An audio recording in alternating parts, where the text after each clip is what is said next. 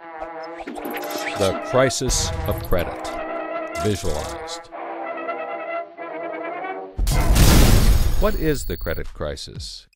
It's a worldwide financial fiasco involving terms you've probably heard like subprime mortgages, collateralized debt obligations, frozen credit markets, and credit default swaps. Who's affected? Everyone. How did it happen? Here's how. The credit crisis brings two groups of people together, homeowners and investors. Homeowners represent their mortgages, and investors represent their money. These mortgages represent houses, and this money represents large institutions like pension funds, insurance companies, sovereign funds, mutual funds, etc.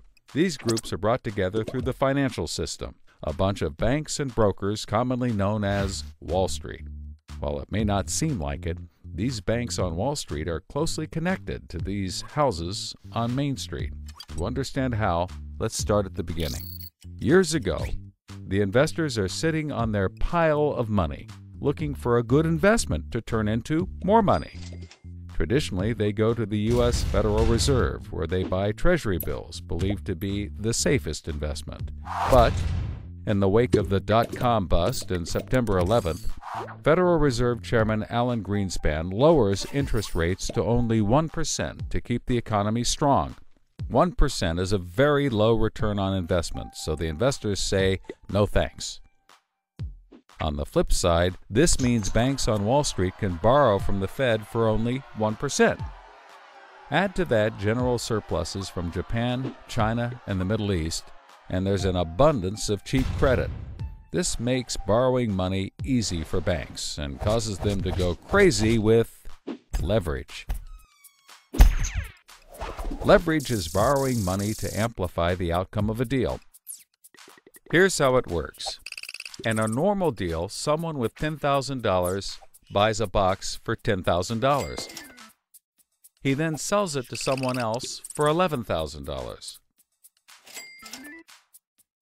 For a $1,000 profit, a good deal. But using leverage, someone with $10,000 would go borrow $990,000 more dollars, giving him $1 million in hand. Then he goes and buys 100 boxes with his $1 million and sells them to someone else for $1,100,000. Then he pays back his $990,000 plus $10,000 in interest.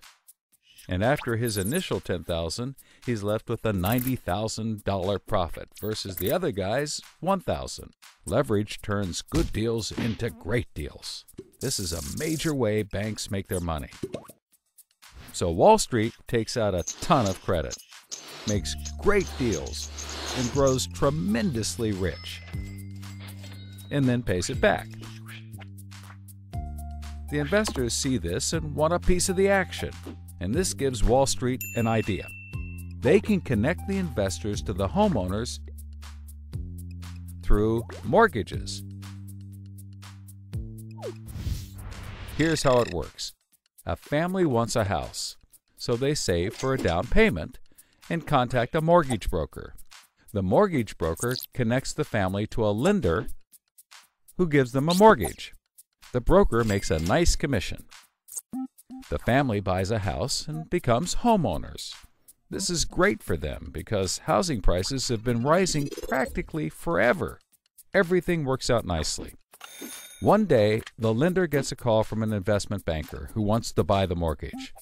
The lender sells it to him for a very nice fee. The investment banker then borrows millions of dollars and buys thousands more mortgages and puts them into a nice little box. This means that every month he gets the payments from the homeowners of all the mortgages in the box.